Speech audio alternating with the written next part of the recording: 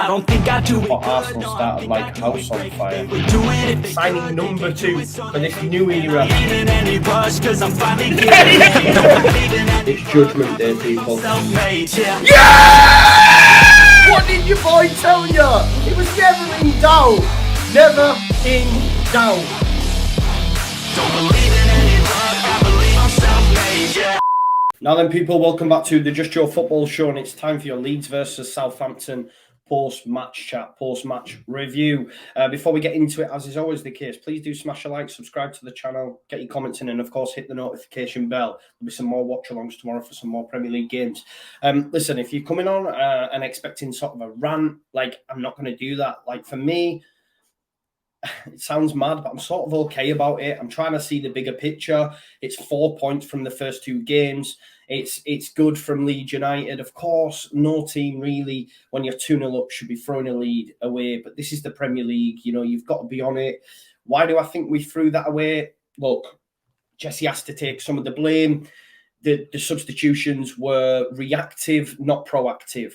But like I said, this is how I feel Leeds United season will go. It's going to be up and down like a yo-yo, yeah. But we're going to be safely mid-table for me. I'm gonna say that, and this is what we're going to have to deal with throughout the season because, you know, look, last week he makes the changes that win us the game. You know, we're under the cosh. He brings on Click, it changes the game, Greenwood, etc. This week, we allowed ourselves to get into a situation where we were hanging on, and then changes were made. You've got to be proactive rather than reactive. Yeah, 2 points thrown away. You're 2-0 up. Shouldn't happen. I think it was caused by obviously Southampton's changing system as well. But I think it was around 70 minutes, and then it was all them. So at that point, we've still got a long way left to go. And I'm just happy that we didn't lose the game because I felt for large parts towards the end, we're going to lose this game. But the changes from Ralph, big props to him. That could really kickstart Southampton now, because when we went 2-0 up, songs were you getting sacked in the morning from the Leeds United fans. Look, I think Southampton will do all right now, and the reason that is because he'll see that actually playing with this defensive system is not going to work for me. So he switches it back to his normal system, and they come in. We sort of have to be happy with the fact that he didn't go like that at the start, because it could have been a totally different game. Look, Leeds United, they're in a situation as well where we now need to attack the market. Like I told you all, I got told I was negative, etc. Joffrey Gelhart's injured, doesn't make the bench. Bamford's broke. Hopefully it's not a bad one, but I said he would get injured. So now we have no recognised striker.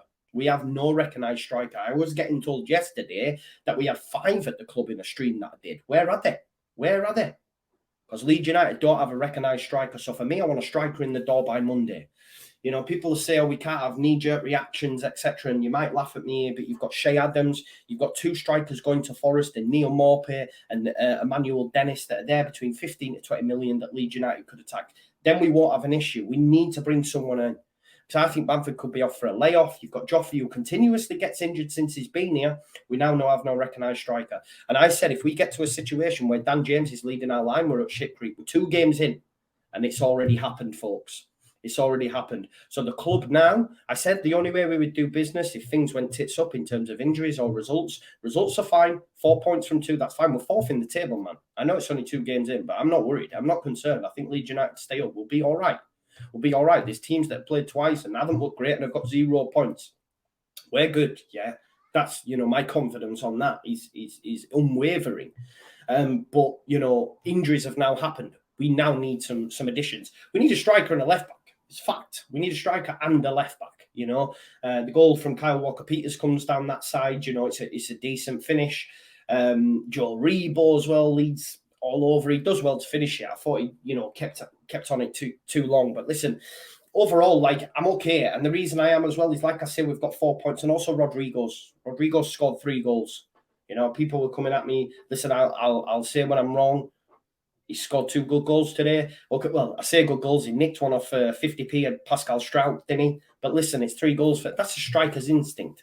That's what strikers do. You can't blame him for that. You know what I mean? So fair play to him.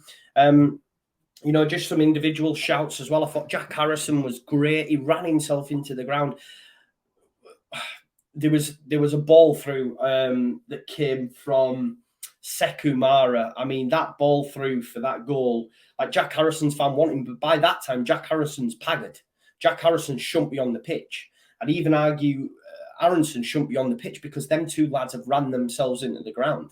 For me, they're the two that I would pick out. Aronson, again, the Medford message, just different gravy for me. Harrison, great assist for the goal as well. I still think there's question marks over Christensen again. A few mad challenges, but he also gave the ball away into the lead up that led to Llorente's goal-saving challenge that almost was a red card. I was petrified for a little bit that they were going to give that as a red card. Thankfully it didn't go that way, and Leeds United, stayed with 11 men on the pitch. It could have been totally different. But as I say, the second half, we started like a house on fire. And we were all over them. I got so giddy on the watch along because I said that would happen. With this back three, I'm not convinced on Bednarak. I think he's gash, obviously. He came off, etc. We could run all over them, and we did do that for a period of time. But then we were unable to do that because we couldn't make the changes, and that's on Jesse. You have to say that. But I'm not going to hammer him because last week, it saved us. But Southampton turned the tide completely. Our levels dropped. Marsh far too long to make substitutions. Sinister and Click didn't even have an impact, did they really? I will say props to Leeds United from set pieces. Again, I don't understand at the back end of the game when we had the set pieces why we decided to go short and lay it off to Diego Llorente at the end of the box. You know what I mean? It should have gone in the mixer. Leeds were causing Southampton all sorts of problems from set pieces. A goal came from it. You know what I mean? A goal did come from that as well. But yeah, I mean, listen, I'm not going to rant and rave. I thought first half we by far the better side. I thought we were by far the better side in possession, shots, dangerous attacks, successful passes, all that sort of stuff. We were okay. We did well, and then obviously we started like a house on fire. As I say, in that second half, you've got a goal from Rodrigo in the 46th minute. His movement's exceptional for the Harrison cross, and then again on the 60th minute, they make three changes. They go with their preferred system or how the fans want to play, and they're all over us. You know what I mean? It's I guess it's two Red Bull style teams, two Red Expo managers. It's the positives and the negatives of both. But this is what I'm saying about Leeds United. This is what our season will be like. So I'm trying to see the bigger picture. End of the day, Leeds United have got 4 points from an available 6. If you'd have offered us that at the start of the season, we take that. Just knock it off. I'm not going to get too damn plus about it because I was convinced after they scored that second that they were going to win the game, and thankfully they didn't. I think Forshaw should have been on sooner, me personally. I know Click changed him, but he just protects the wall. Ball. He's so press resistant. Obviously, Romeo Lavia was causing all sorts of problems. But when Aribo came on, Sekumara looks a baller as well. Gineppo did well at left wing back as well. He caused problems for Christensen. I'm still not convinced on Christensen. Love him. Do you know what I mean? Because it's all that hurt, but I'm still not convinced on that. We need a left back as well. Left back and striker. The main talking points are for me is look, we're all right. We've got 4 points. Yeah, I'm happy about this. I'm cool about that. Rodrigo scored 3 goals. Leeds United look like they have a plan when they're going forward. But it's now Leeds United have a chance to rectify the situation. I got called negative in the stream for saying these things before the injuries happened. I said, well, imagine a situation where we don't and then injuries happen. Is it a blessing in disguise that they've happened now? Because Leeds United have to act. For me, we need to have a striker in the door, before the next game.